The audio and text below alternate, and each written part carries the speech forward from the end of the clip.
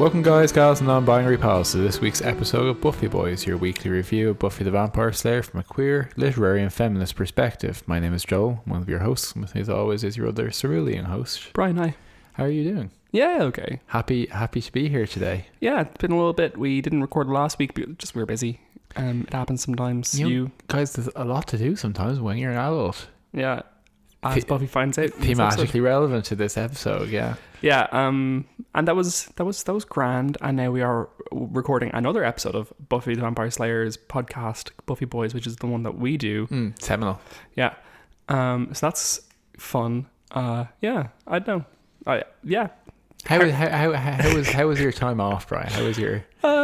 It was weird. You know, when you take a week off, like, you kind of realize how much time this fucking takes up. Like, watching the episodes alone, that's 2 hours gone. Recording an hour and a half probably. Editing close to 2 hours. Research probably two and a half hours kind of thing. Searching our own names on Twitter 3-4 hours a week probably. Exactly. Yeah. By which I mean, like, you know, it takes so much time because of the volume of it, because there's really nothing to see. So anyway, otherwise, yeah, like, I mean, yeah, that's kind of it. How about you? How did you find your week off, Joe? Yeah, good. Refreshed. Yeah. Energized to deal with Buffy and her cadre of strangers. Cadre, maybe. I don't know. No, good. It was a weird period that was kind of punctuated by a lot of, like, you know, like at the start of COVID, it was like one strange thing was really strange, and like now you might do 6 strange things before breakfast kind of thing. So like I was doing things like getting up at 8 o'clock to do a video call with a physiotherapist and things like that. Whereas like I didn't do any of those things previously. You know? Get up at 8 a.m, go to a physiotherapist. Exactly, yeah. Look after my physical health, etc. I'm even doing in-person things is strange because I'm obviously doing a whole kind of full medical thing at the moment, but I'm going to get an eye test in person in actual. Oh, when is that? Tomorrow. Specsavers shop. Yeah. I cannot wait to have the house to myself or the apartment to myself for a couple hours. It's going to be like actually magical. I bought some glasses online yesterday, and I'm fully convinced that I have fucked it up somehow, and that they'll arrive, and I'll spend like €75 for like magic bean glasses. Essentially, they're actually going to be like comically large, like twice the size of your head kind of glasses. Yeah, I wouldn't mind, but I never wear my glasses because like the last time I bought glasses was probably 2014 or 13, because I don't usually wear them very much because I wear contact lenses so often. And I was like, oh, maybe if I get like nice glasses, I'll feel like more likely to wear them often. But I seriously doubt that's going to be the case. Really setting yourself up for success there. Yep. Okay. Well, what we'll do, Brian, Ironclad now will take a picture of you in your glasses, post it to the Buffy Boys social media, and get people to vote on whether you look good in them or not. How does that sound? I would rather people vote on whether or not I should continue this relationship, and at the end the surprise will be, too bad, already gone. I think you would rather be set on fire than actually have that happen anyway. Yeah. So on a similarly I was going to say a similarly suicidal note, because Olive Kitteridge does have a lot of suicidal a similarly stuff. tonally mixed or tonally hard to categorize note. For our bronze banter, we are very, very invested in the last period on the kind of, how would you categorize it?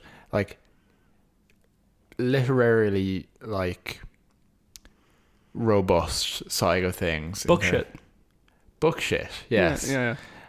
So the two things which we were kind of begging into the most were we watched a program called Olive Kitteridge. Yeah, which is based on a book by a woman whose name I cannot remember, but it won the Pulitzer Prize in 2008. You've bought this book in the preceding days from recording, so it's not a lack of interest that you don't know her name.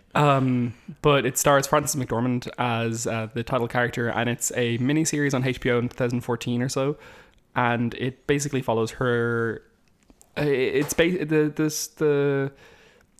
The book is probably not a short story collection so much as a story cycle, if you get me, which is a very like American tradition. But it's all like the short stories all cover various different like people who live in this town, usually focusing around the character of Olive Kitteridge, played by Frances McDormand.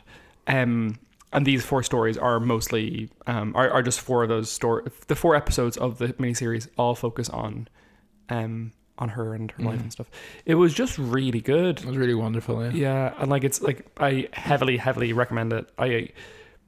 I would say it's probably like shot up for me in terms of like best. Actually, definitely one of the best miniseries I've ever watched. I would say it's up there in like top 5. No, absolutely. Yeah. I think you can. It falls into a kind of a collection of things. It was a kind of a complete revelation. I agree. In a non-wanky sense, because it was something we had on our long list for a while, because we found this Rosetta Stone, I think it was 2 years ago, of it wasn't AV Club, but it was IndieWire, and it was like the top 100 shows of the 2010s. Yeah, which we really liked because it had Leftovers as number 1, and we're like, that was reflected what we think. So. Exactly, that was a good watermark, and then we also really liked it because we were already seeing about 83 of them. But from that, we distilled a list of things we wanted to try out, and one of the most random ones I think on that was Olive Kitteridge. I didn't think we were going to get to it anytime soon. I also didn't realize it was only 4 episodes long. And this was great. Like, we got Nathan For You off that as well, and review is actually, I think, on the AV Club list as opposed to this one. It might have been on both.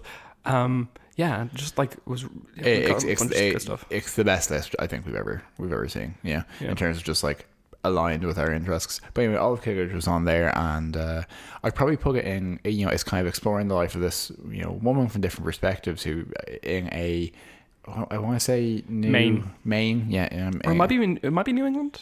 New England, Maine vibe, etc. And yeah, it's just like unrelenting, looking at the challenges that can sometimes be involved with just being a person in the world, and dealing with with depression and mental health and the family pressures and all that, while still being funny and engaging and all this kind of stuff. And what's his name? Bill Murray turns up bizarrely in one of the episodes. Bill Murray is in it. Richard Jenkins, who plays Nathaniel on 6 Feet Under, is a main character in it. And he just replay. He hasn't really done a huge amount else otherwise. As in, like, I don't think if you haven't watched 6 Feet Under or this, I'm not sure you'd know Richard Jenkins necessarily. But I love him. Yeah, and I think I would put this. These are all very different programs, and I want to lump them together. But it's in a box for me with things like 6 Feet Under, The Leftovers, The Good Parts of American Beauty, that kind of thing, where it's kind of very pastoral American. Yeah, so it was absolutely like, it's always I think a crack up in something that is so like literally intense and like not exactly like a lighthearted sitcom laugh a minute kind of thing, but it's eminently watchable. I agree. So yeah, definitely one worth checking out. And then Brian, you have been very engaged, excited, enthusiastic about a book you read, which is Beloved. Yeah, it's I'm not sure why I shouted that. Yes, I finally got around to reading Toni Morrison's Beloved, a immediate classic on release in 1981 or 87, one of those two, I can't remember. They look similar depending on what font they're in. They do, and also no, I think it's 81. But if you're from America, there's a good chance that you read this for AP English or something like that. It's like one of those ones that gets on a lot of Americans' reading lists just by virtue of being a great American text, and it doesn't really have a foothold, I'd think, in Ireland as a well-known text. But I find it bizarre that it's read in high schools in America, because it's a dense book. It's really, really difficult. But yeah, I read Toni Morrison's Beloved. Finally, I'd intended to read it years and years ago because it was kind of relevant to my dissertation for college, because there's lots about maternal grief and haunting, which is kind of what I wrote about. But it was incredible. It was one of the best books I've ever read. I fucking loved it. Yeah, you were Instagram about it and all kinds of stuff. Yeah, so it's obviously made an impression. Yeah, I read it. I read it in the space of like 3 days. What's the capsule premise of the book? Or sure. So the capsule premise of the book is that Setha who's the main character, is an escaped slave. A black woman in 1860s or 1870s, I can't remember, in America post Civil War. So slavery has been abolished, but she actually escaped previous to that happening, which is how she became free. And she lives in a house and it's haunted.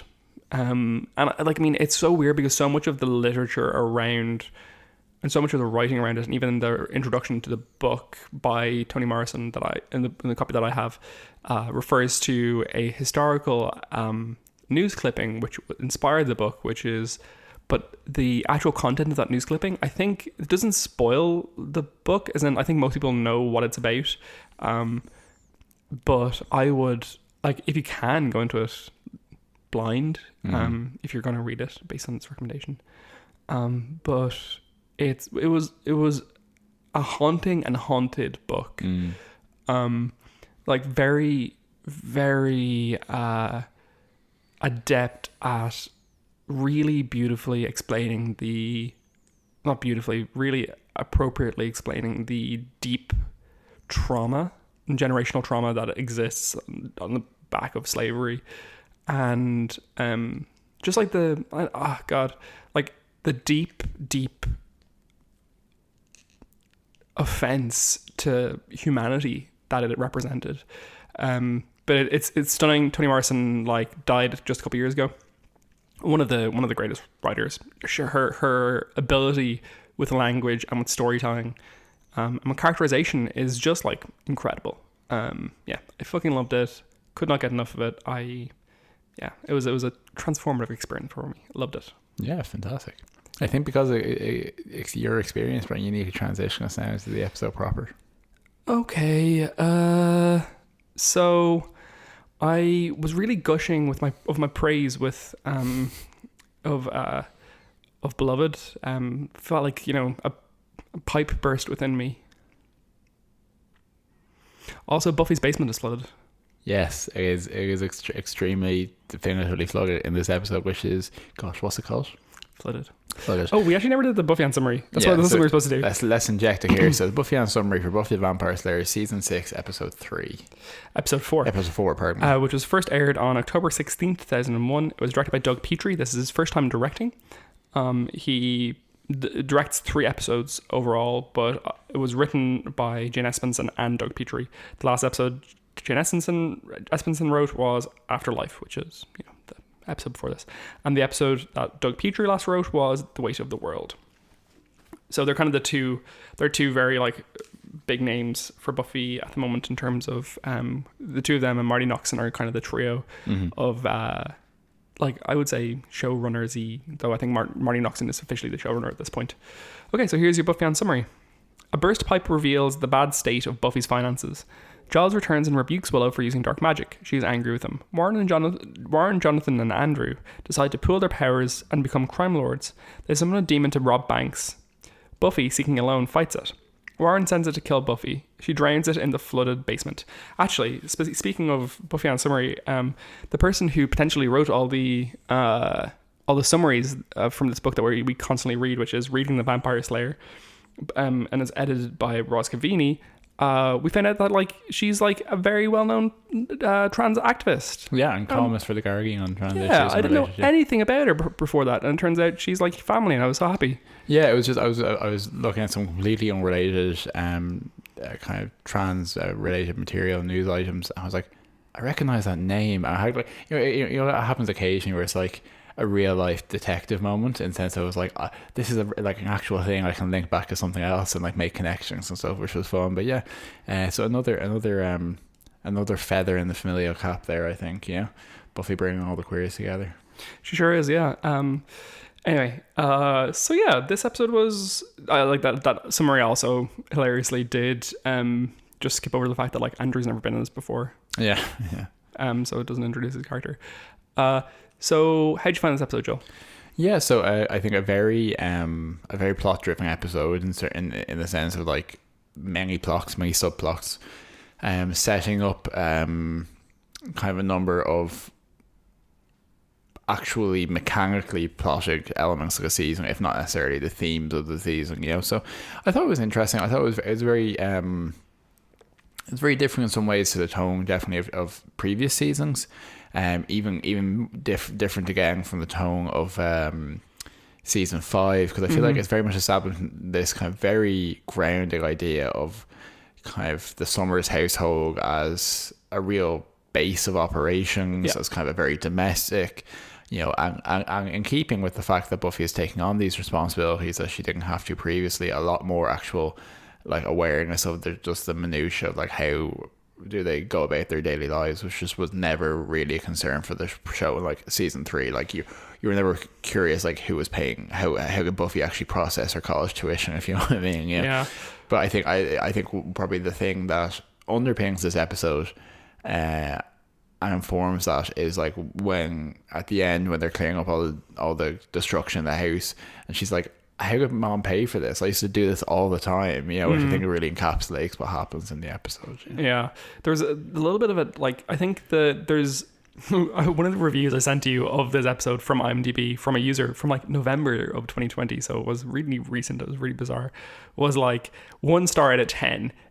Why didn't her friends just help her? Idiots, they're all crap. And I was like, I think this is a review of the characters of Willow and Xander, not a review of the episode.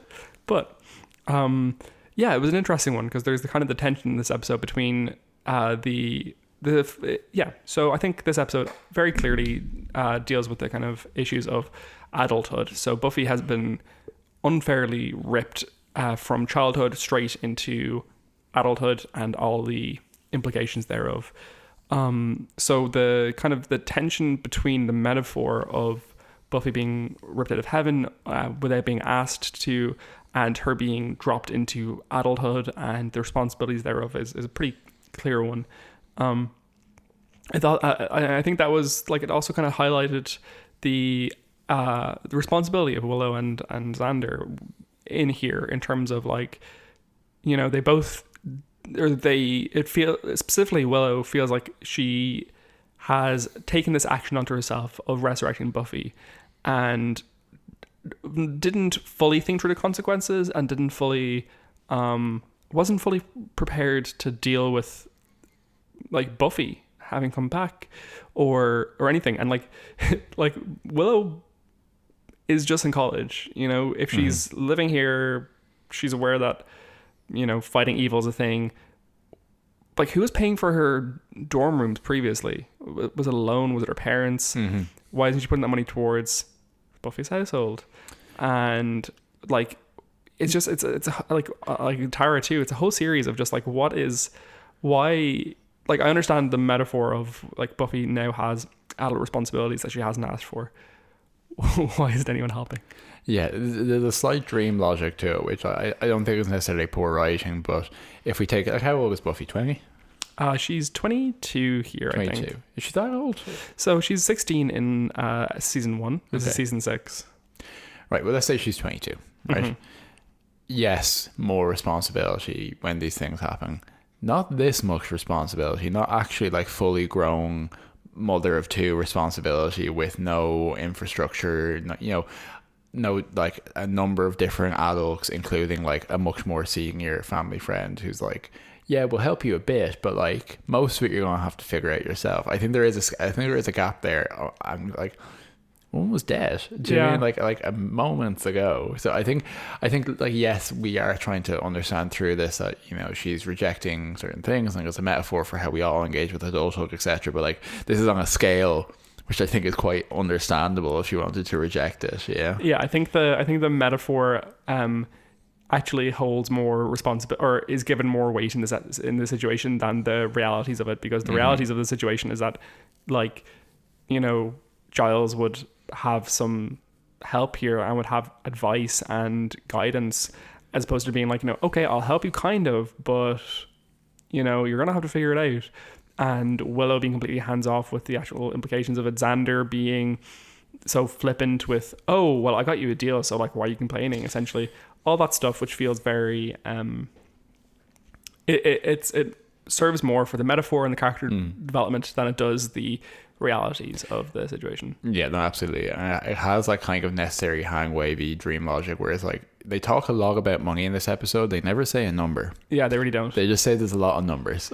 Yeah, the only thing close they get to talking about a number is they talk about how Sunnydale real estate problems are massive because no one wants to buy a house there for unknown reasons, and how their house has been devaluing over the years. Yeah, which, like, terrifying. That's a modern monster for you, is it? It is. Yeah. I think it's a space that you can fill with whatever number is scary to you in some senses. Like for some people watching that, it might be if her debt is $5,000 or if it's $50,000, you know, whatever is like an insurmountable amount of debt for you. You know? Yeah. It's a thing where, like, you know, $20 is it's a lot of money to owe, and it's very little money to own. It's very, very adroit turn of phrase there. Adroit? Adroit, maybe. Yeah. Run like the wind. I don't say it out loud often enough. It's adroit. so funny when you like talk to people who are quite smart. I wouldn't include you there, don't worry. Fair. Who have clearly read a word a lot and have written a word potentially, but so rarely use it out loud because there are so few situations in life to use the word adroit that you don't know how to pronounce it. Yeah, I find that quite endearing. I you know, I don't just say that because I apparently tend to do it a lot, but I like when people try to stretch.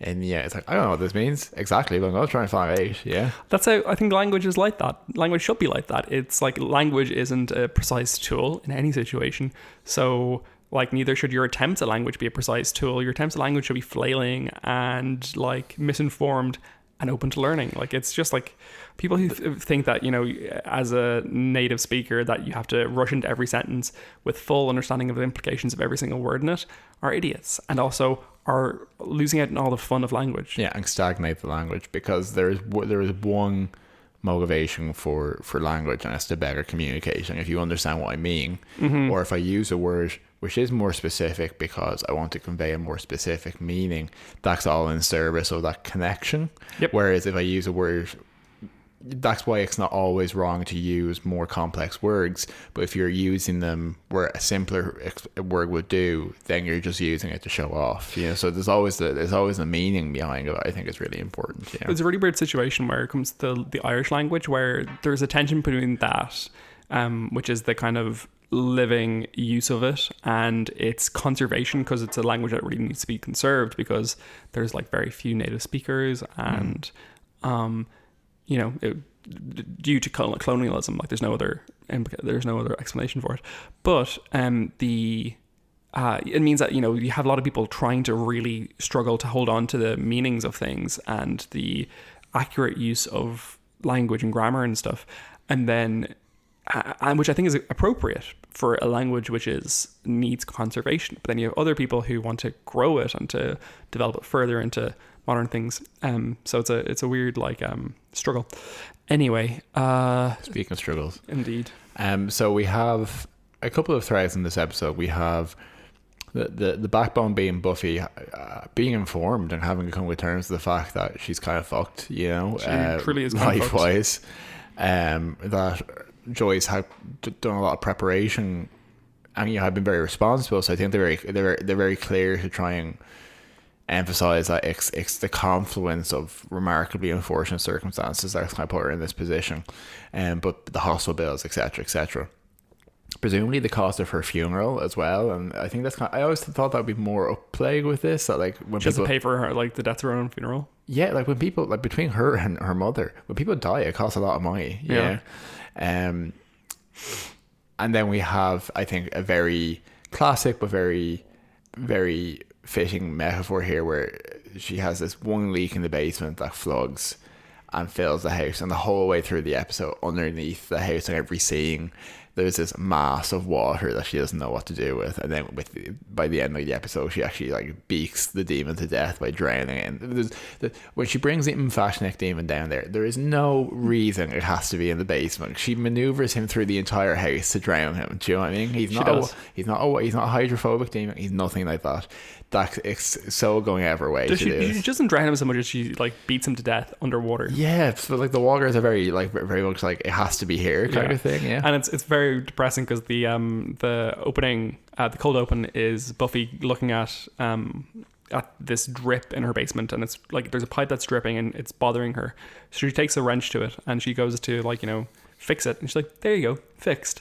And that of course causes a huge amount of flooding, or of like gushing pipes all over the place, knocking the shit out of Dawn, and like screaming, and a shocking amount, because I thought the pipe was going to explode in her face, but the basement exploded. Like water came out of like windows and everywhere. It was like comically amount of water. Yeah, so obviously that pretty clear implications there is that in trying to fix something, you've caused more problems, but also potentially that you've exposed problems that are already there. Yeah, you know, by tightening pressure on one point, the structural weakness elsewhere has collapsed. Yeah, which perfect metaphor for what's going on in this episode. There's another scene where Buffy is talking to Dawn and Willow and stuff, and she's just staring at a tap, which is what Americans call a faucet, a fire faucet.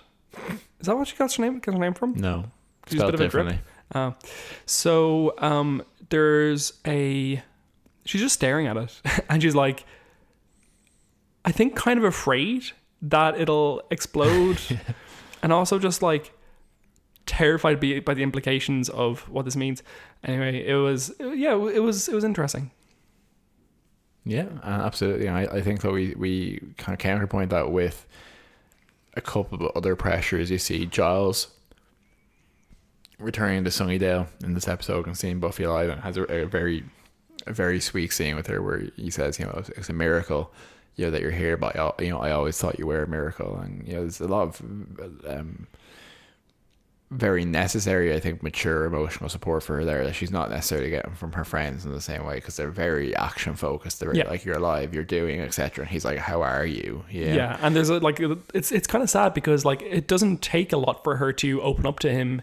She doesn't open up to him completely. She kind of seems like on the verge, like she might tell him that she got ripped out of heaven, but she doesn't. Exactly. Who was I was talking to someone this week, and that came up for like so many times where I was like going to be like,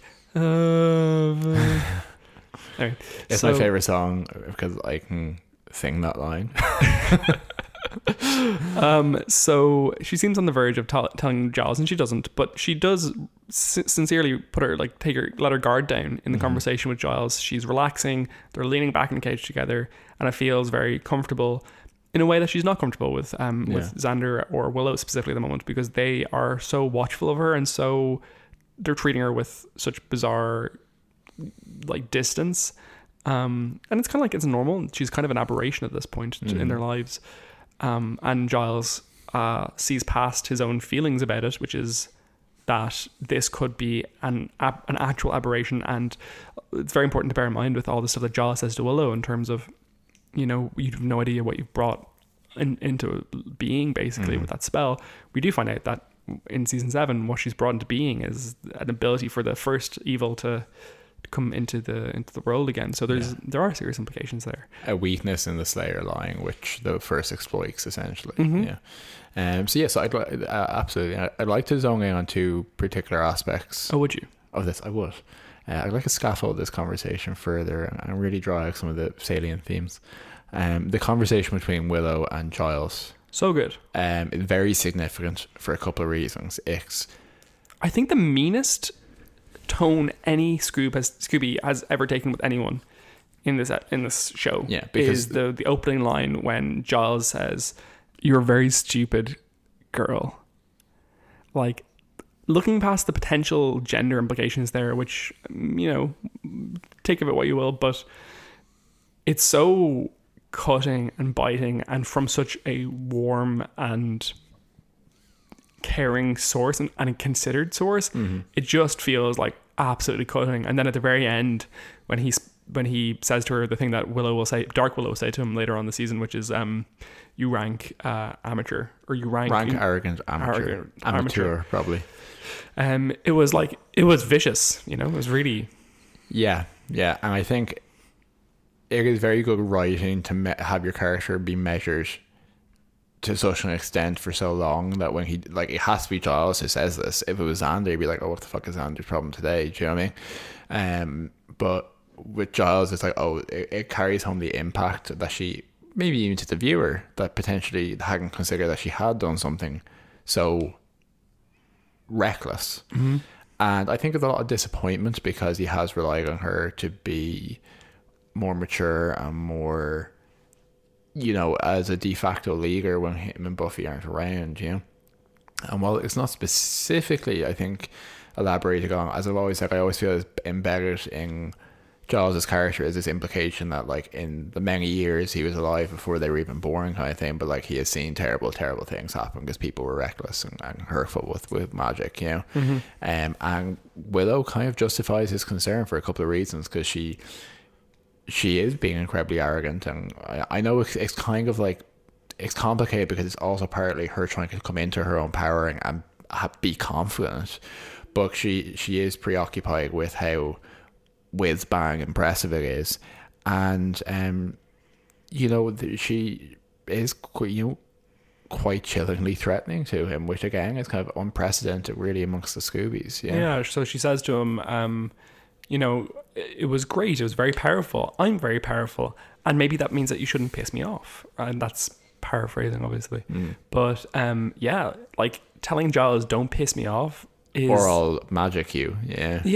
Like there's such a gross threat, and she like immediately kind of walks it back a little bit. She takes another, she tries to pretend it didn't happen, which is a kind of a different thing than apologizing really in this scene. It's very impactful, and it's very something which is like probably not particularly novel, but something which I'd like to unpack going forward in the season is like, I think there's a psychological distinction we make between Willow and Dark Willow, and it's like it's the same picture. It's like 100% the same person throughout.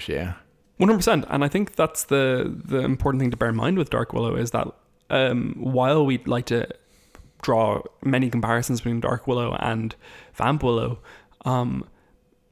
there's no such ontological distinction between them. The thing is about Dark Willow is that she's ultimately just Willow in grief and lost in grief. There's no evilness to her that's like, she's not a, the way that we kind of said, like, Buffy often kills people who've just done bad things, who kind of, like your man, the example we always come back to, your man in Beauty and the Beast, who actually Angel kills, but the show's like Good Man Angel.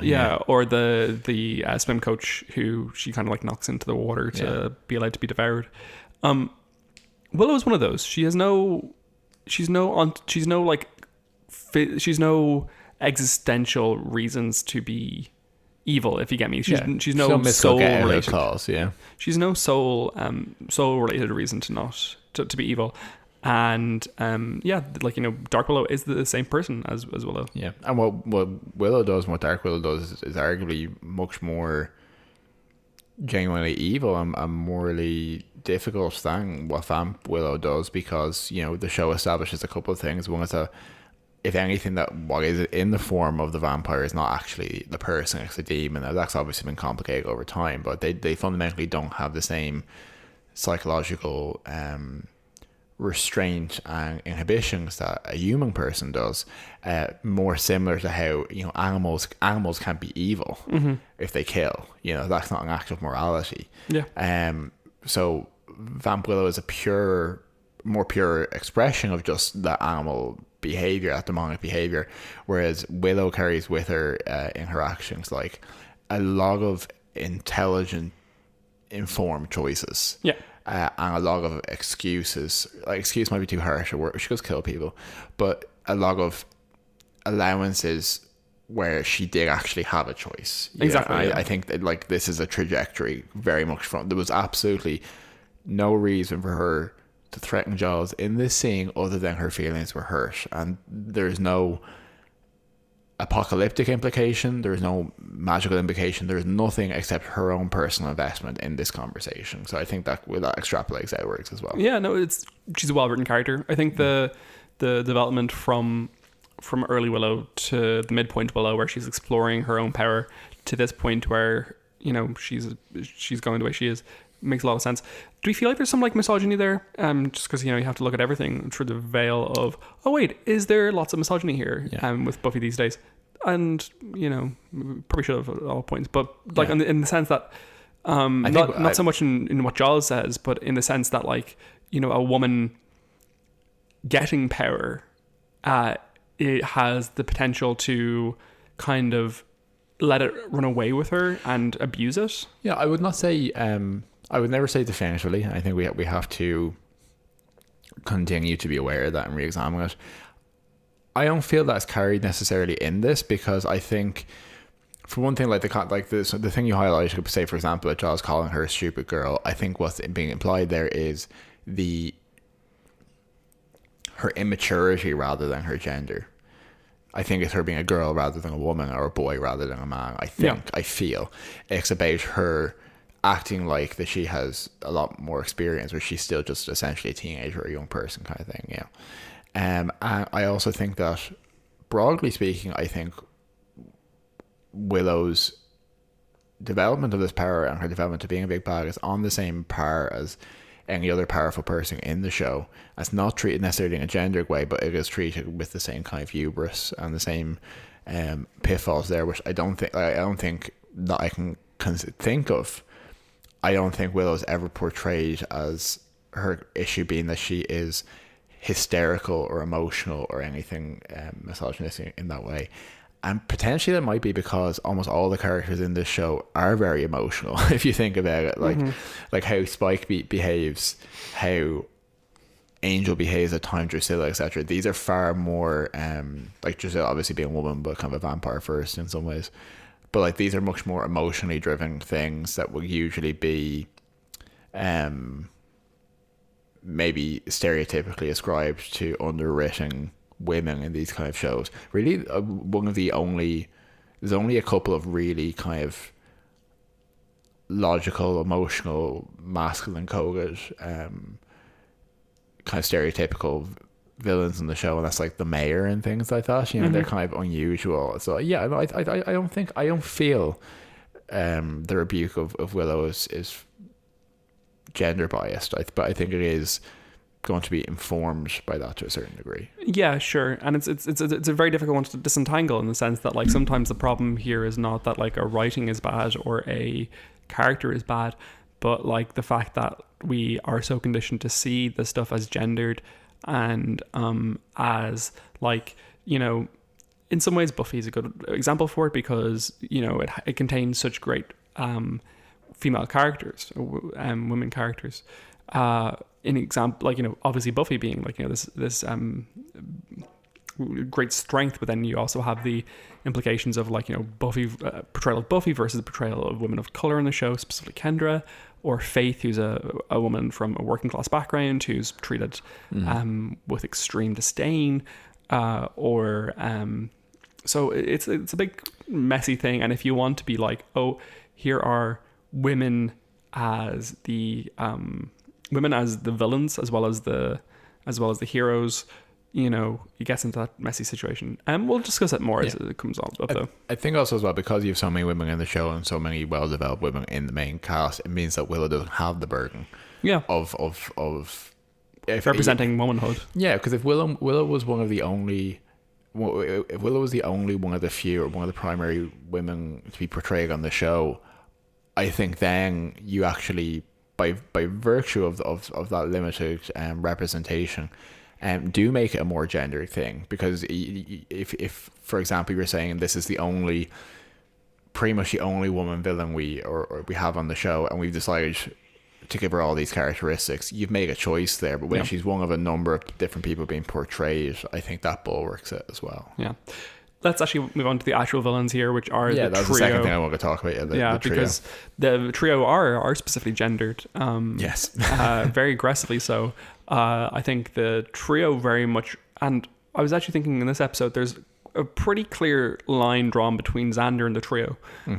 So in the beginning of the episode, you have Anya and Buffy arguing, because Anya suggests that Buffy start charging for slaying, and Buffy says, or Anya says Spider-Man does it, and Buffy says no, he doesn't.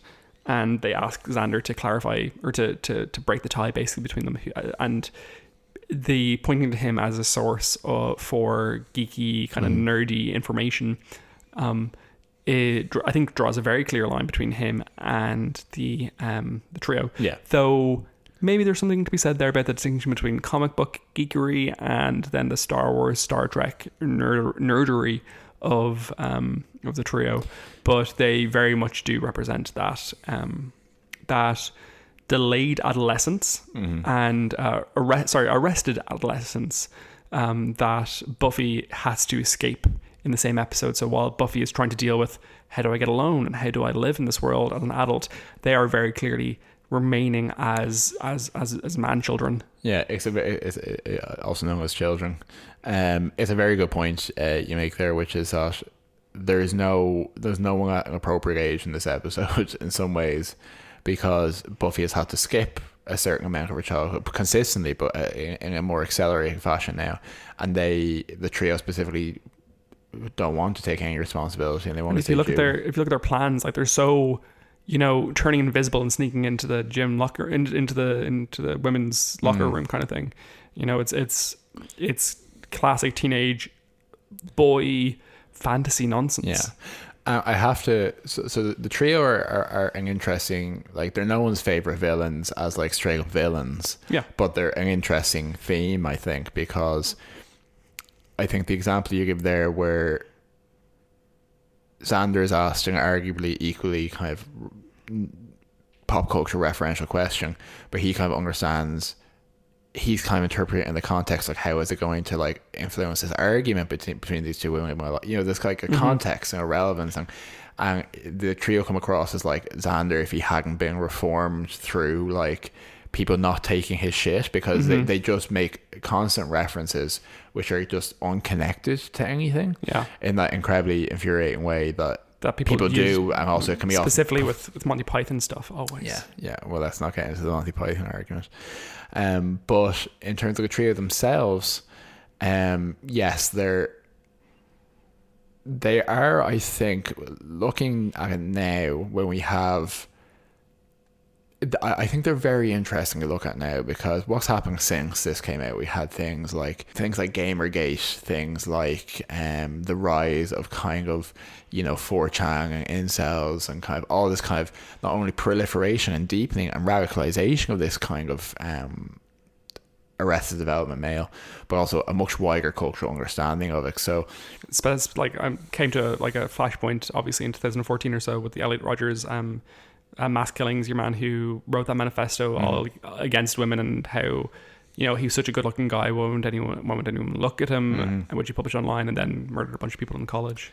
I 100%, and I think this is a thing that we all know has kind of existed for a very, very long time in different forms, but because of the proliferation of mass media, it made that obviously much more concentrated. So it's an interesting one to look at, because I have to think about it more as we go on.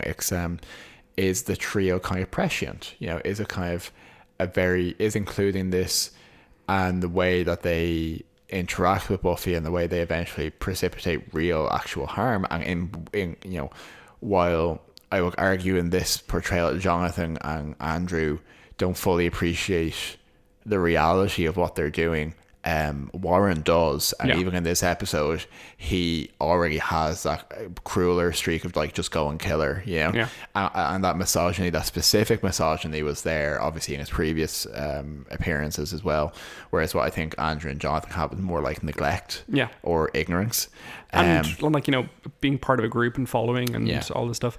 It's a funny one. I think the thing we're gonna have to look at through this season is to look at whether these characters represent the viewer, that kind of person who would have asked Joss Whedon, sorry, but why, how come these teenagers can just build or bring these bodies back to life? How can, some assembly acquired, how can they just, create this, are they Frankenstein? Are they geniuses? How come there's so many geniuses in Sunnydale?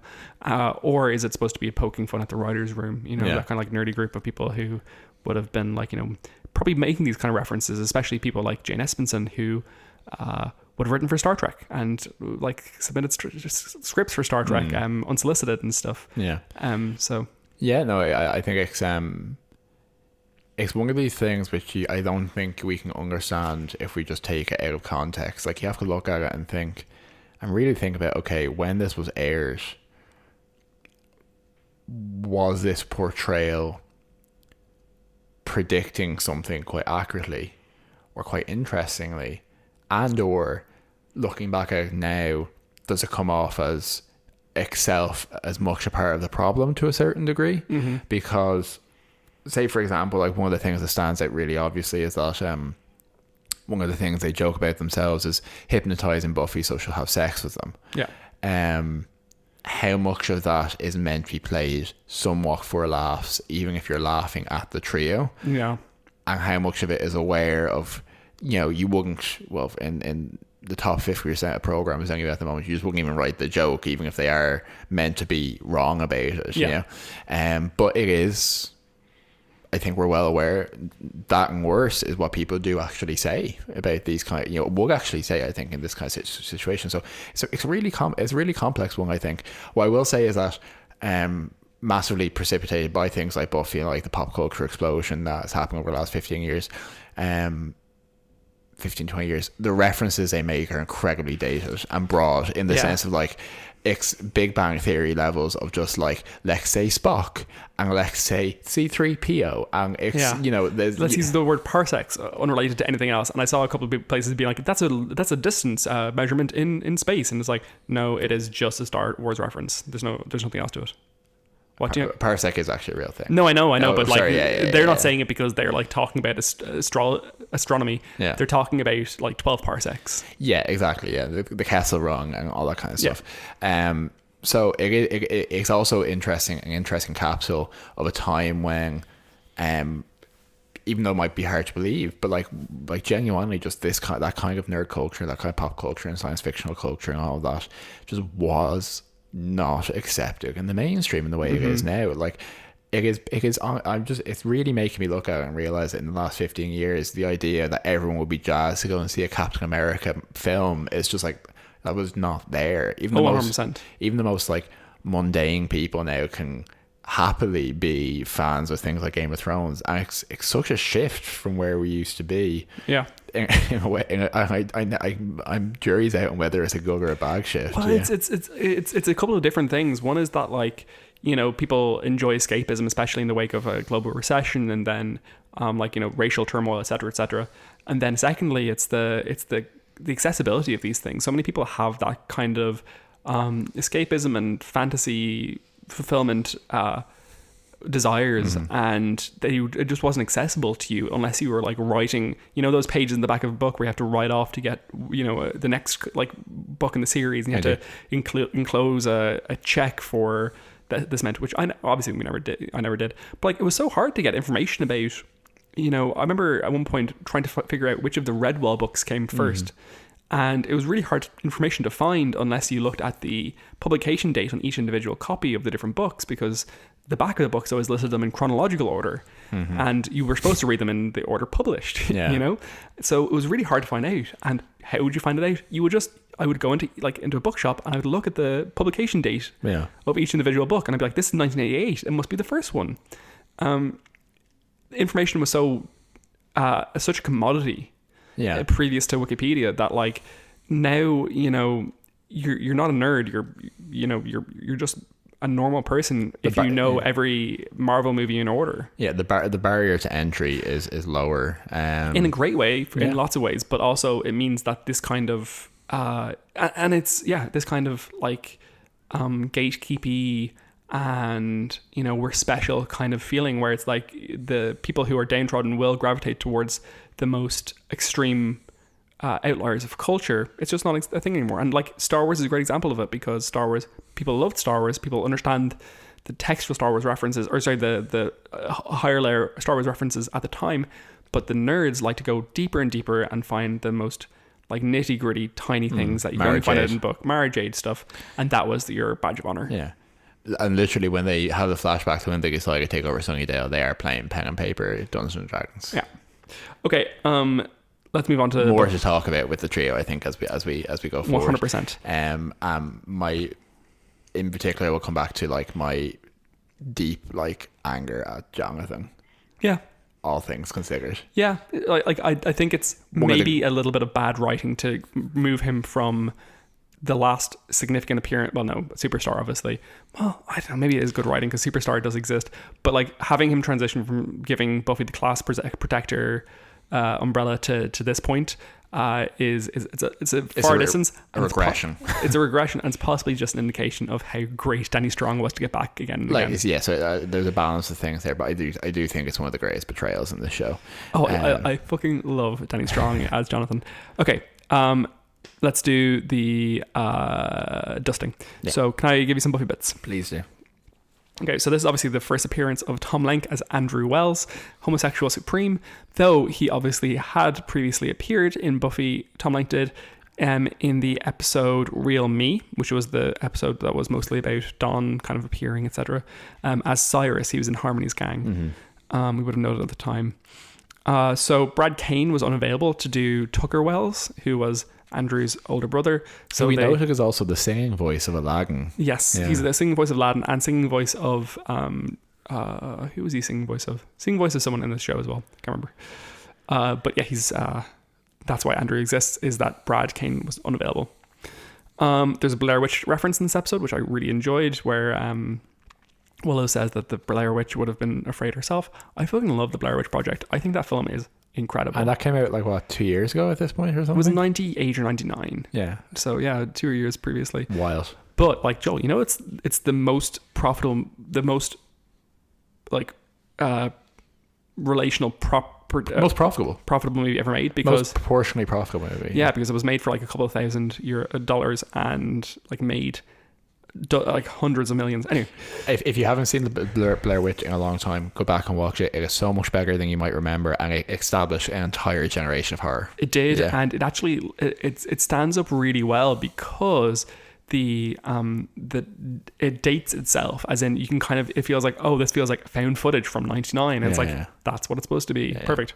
Anyway, they make a Star Trek reference. My favorite Star Trek reference they make is the "Make It So" line, which, you know, I just thought it was nice. This is one that I had to point out to you, but it's one that I read, and that's why I knew it. But they're playing "No One Lives Forever" in the lair while they're talking to Mefashnik, demon. No One Lives Forever being a I think relatively little known PC game, but it was a Bond spy pastiche with a female spy, Kate Archer, if I remember was her name specifically. And I fucking loved it. I played it dozens of times. But yeah, rip. Yeah, and one thing we noticed is that there's a shot where Buffy's getting thrown into a security guard in the bank when the Mefashnik demon attacks them, and she gets thrown into him, and for some reason the shot is reversed and you can see the ATM in the wall behind her now reads MTA for some bizarre reason. But yeah, Joel, do you have any Buffy bits? Yeah, I want to re-get this quote from Marty Noxon, which I'd never heard before, but I actually think it's quite useful to inform us in terms of Buffy bit. It's not that exciting to watch Buffy deal with bills. The show was not called Buffy the Debt Collector or Buffy the Credit Card User. So I guess we started toying with adult responsibilities and then decided we have to go the way of nasty sex instead. We had been asking in script meetings what are adult responsibilities, and we try to get a bunch and flug it and dispense of them because we realised the realities of adult life are boring. Oh, that's not fair. I thought this episode was quite good. Yeah, I actually think it's quite interesting as well. But, you know, nasty sex sells. It does. Vampire sex is proven money maker. Do you have any other book bits? Yeah, the Mefashnik demon is played. Did you mention Tog Stashwick? I don't think he did. It's mentioned what? Tog Stashwick? No. Who's the actor who plays the Mefashnik demon, who previously played, I used to know his name for a long time. But yeah, you did. The yellow demon with the swords in his arms from Slayer Fest 98, that relevant episode. The Prom. And he is also the director of the John Wick movies, which are near and dear to my heart. And obviously a very prolific stunt coordinator and choreographer over the years as well. Do you have any other ones? Just check your notebook there, Joel, that you wrote in during the episode. I wrote it all down in my brain like a steel trap. As we noted, as we discussed watching the episode as well, that on the bizarre periscope that they have in their basement layer are some Cyrillic script, which is intended to spell out USSR, but is apparently unintentionally spells out GK or geek. Phonetically spells out geek. Yeah, I think that might be everything for this episode. Yeah, great. Okay, fashion notes. So I thought Xander's haircut in this episode was significantly better. Yeah, it was quite solid actually. Yeah, it was actually pretty good. I thought that Anya's hair didn't look great. It was kind of like flowy and long, which I didn't love, but whatever. I hated Buffy's red blouse that she wears to the mortgage meeting, but I did love when she had her long skirt on. Sorry, it's not a dress. and she has to cut it open with a letter opener to be able to fight the unfashioning demon.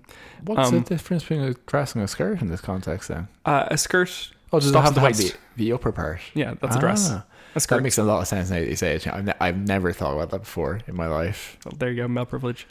Well, they also and- described Marvin the Martian as wearing a skirt. Oh wait, that was actually on a different program, but it's actually not a skirt, it's a toga. What were we watching that they talked about? Crazy Ex-Girlfriend. Okay, yeah. Which we are catching up with season 4 finally. We really liked seasons 1 to 3, and then we stopped watching it because we were lazy.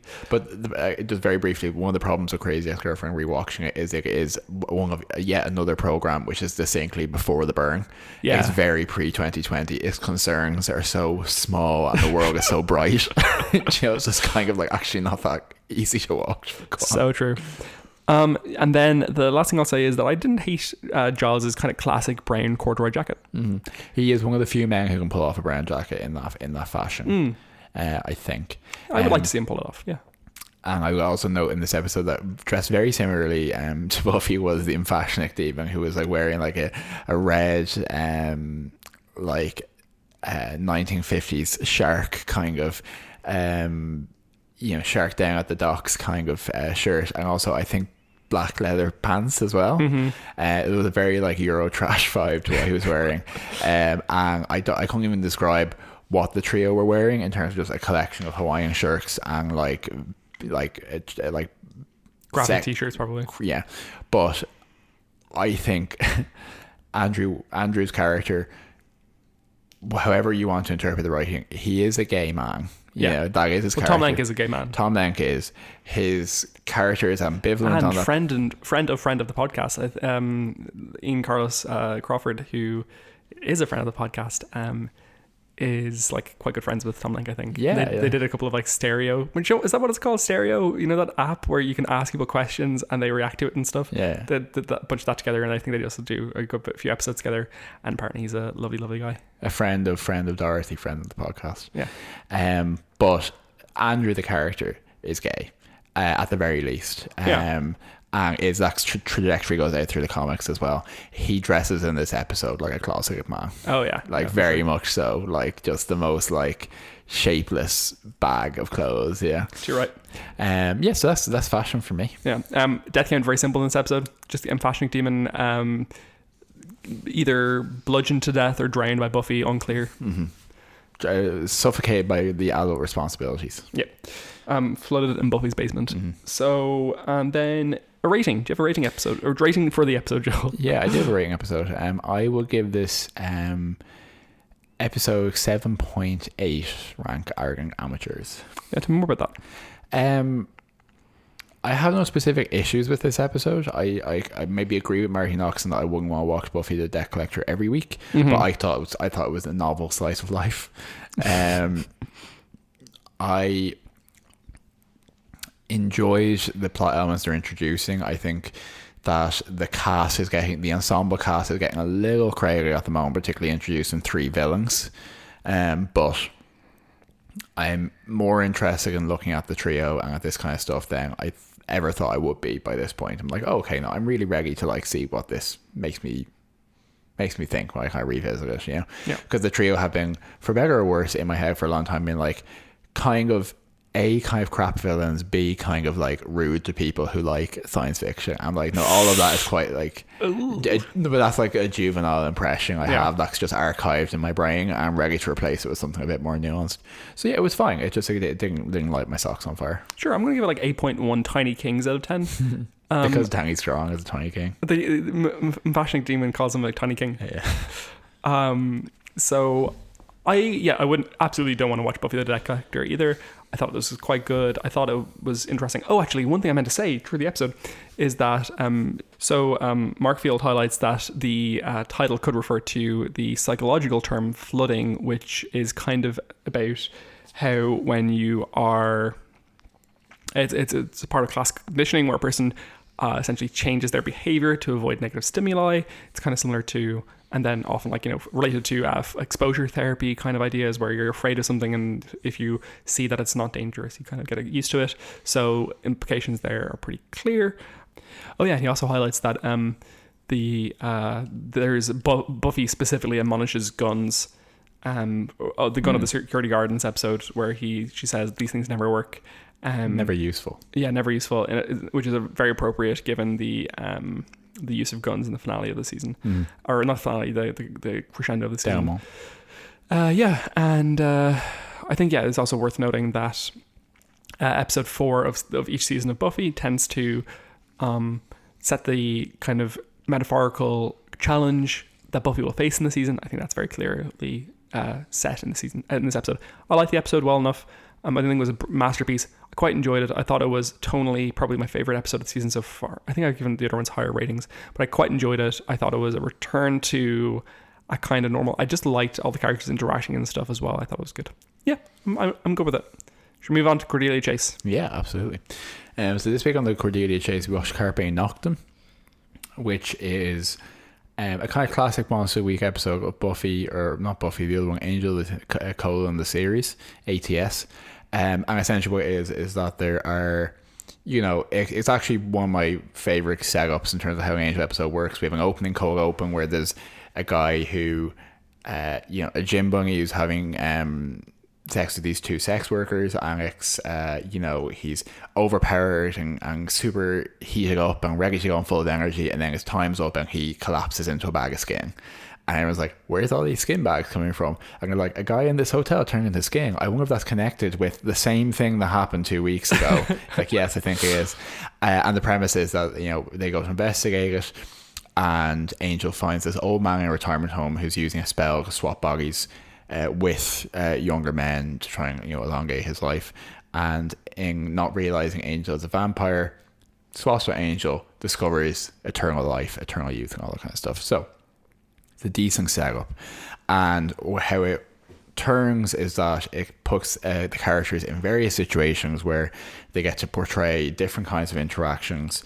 We have the fact that Fred, who's starting to come out of her shell, kind of clearly has a savior complex with Angel, kind of in love with him as a handsome white knight kind of thing, and the older man, who I'm not sure if the older man actually gets a name, on Marcus, played by an actor called Rance Howard, whose name you won't recognize, but if you looked him up, he has 300 screen credits, so you've seen him as an old man and something, and in this setup where he's trying to masquerade as Angel, but in doing so figure out what the hell is Angel, what did they do, what are the different interactions he has with people, gives Dave Boreanaz opportunity just to do a lot of comedy, a lot of different trying to cosplay what this guy thinks a vampire is like, rather than actually knowing how to be a vampire. And overall, the comedy factor is fairly high. So you have, when Cordelia realizes that it's not actually Angel, it's someone impersonating him, it's because Angel tries to have sex with Lila, and she's like, you tried to have sex with a brunette and not a blonde, it's definitely not him. And when she tells him that he has to disabuse Fred of the notion that they are going to have a romantic relationship, and Marcus as Angel thinks that Fred is a man, and then tries to let Wesley down gently, all of that was decent comedy. And then looks at himself and what he's wearing is oh, clearly I'm gay. Yeah. It shares some of the bones with the episode with Faith on Buffy, whose name escapes me, where they body swap. Oh God, I used to know this. But 5x5? Something like that, yeah, but not nearly as serious. Everyone's kind of on the top of their game in terms of the interactions, I think, and I think Amy Acker is finally getting a little more to do as Fred. Yeah. And the accent is creeping away as well. Yeah, it is. It's starting to erode. And overall, just a solid Monster of the Week episode. And I think it's an example of how well the show can do when it's not necessarily belating with the Wolfram and Hart pressure. It's just here's a weird thing that's happening in LA. Kolchak the Night Stalker, weird after dark stuff, gyms, protein shakes, yoga, all that kind of stuff, all that LA vibe that it tries to embody.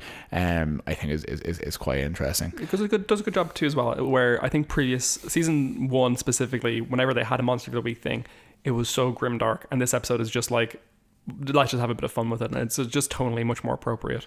And interestingly, Angel finds out at the end of the episode. I did a really weird flinch there, and I'm not sure why, but Angel finds out at the end of the episode that Buffy is alive.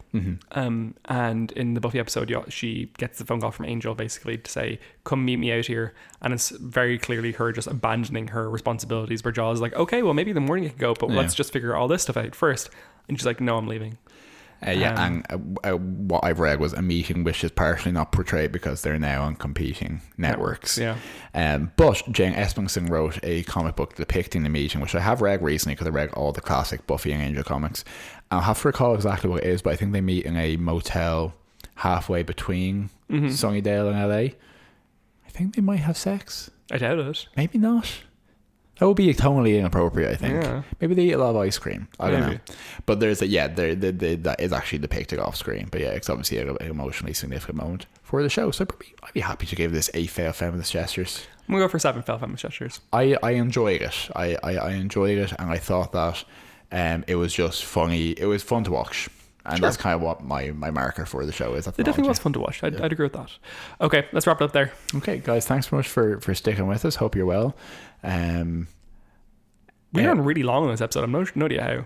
We did. I discovered recently. I become a recent convert to the option of running podcasts a slightly elevated playback speed, because I feel it doesn't diminish the quality of conversation in a lot of cases. I think it's more challenging for Irish podcast because we already speak at such a prodigious speed compared to the median. But feel free to play us at 1.5 speed if you can hack it. But thanks so much for listening. We hope you'll hear us next week. I hope you'll hear us.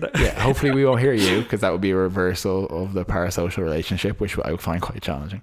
If you enjoyed this episode, please let us know. Tell your friends, tell your cookies, and we will see you next time on Buffy Boys. Buffy Boys. See ya. See ya.